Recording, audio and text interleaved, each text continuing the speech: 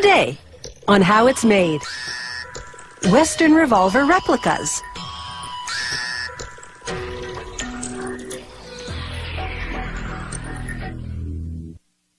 In the American Wild West, the gun ruled, and that gun was usually a 6-shooter revolver. Today, replicas of those revolvers can take you back to Dodge City, and they do, at cowboy shooting competitions. It's a chance to engage in a little old-fashioned gun-slinging, for old time's sake.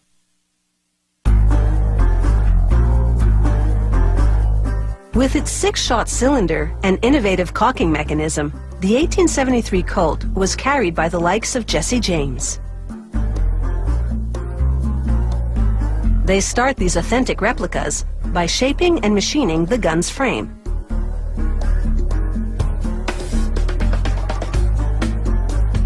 A computerized blade carves the cylinder.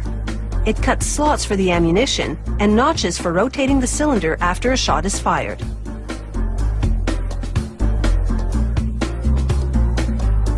A technician files down rough edges so the parts will fit together perfectly.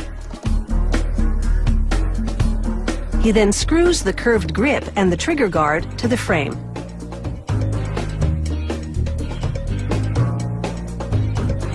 He assembles the wooden grip casing to the metal back strap and attaches them to the grip. Once he confirms it's a good fit, he removes the casing and writes the gun's serial number inside. He stamps a matching number onto the grip and polishes it and the gun's frame to a glossy finish.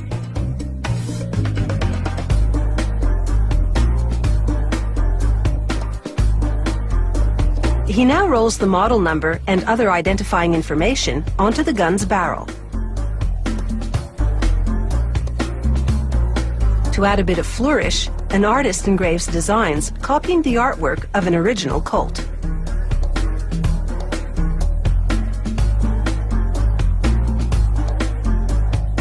Another worker now dips the parts in hot salts, then in cold water.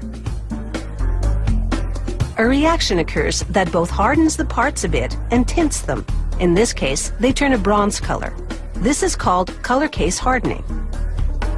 The grip and trigger guard have been removed from the gun frame for color casing. This makes it easier for the technician to install the cartridge loading gate on the frame. He files down the mechanism for rotating the cylinder to make the dimensions perfect. He then inserts a bushing and a pin in the cylinder's center. He uses that pin to install the cylinder in the gun frame. The pin will also serve as the axis for the cylinder to revolve on. He slides a couple of test slugs into the chambers to confirm the gap between the cylinder and the gun frame is spot on. He then fits the gun barrel to the frame, and, using a special measuring rod, he checks the alignment of the cylinder and barrel.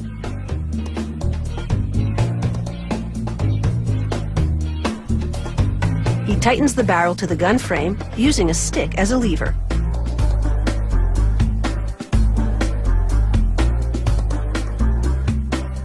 The technician aims the assembled gun and eyeballs the alignment of the barrel to the frame. Once he's certain the configuration is right on target, he installs the gun's hammer and trigger.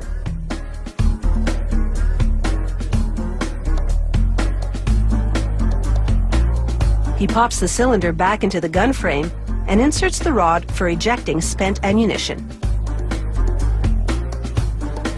He screws a spring into the side of the hammer and cocks it in its 3 different positions to verify that it's in working order. He then reattaches the grip and trigger guard.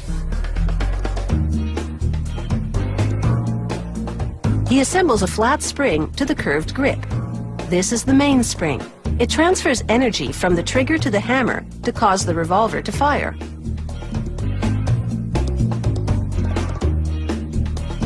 Then it's over to a government testing facility called the Proof House. Behind bulletproof glass, special equipment fires ammunition at 3 times the usual operating pressure. If the gun can handle this, it's deemed safe to operate. After a few more parts have been color cased, this revolver replica is ready for its target market. And that would be history buffs, who are interested in a real blast from the past.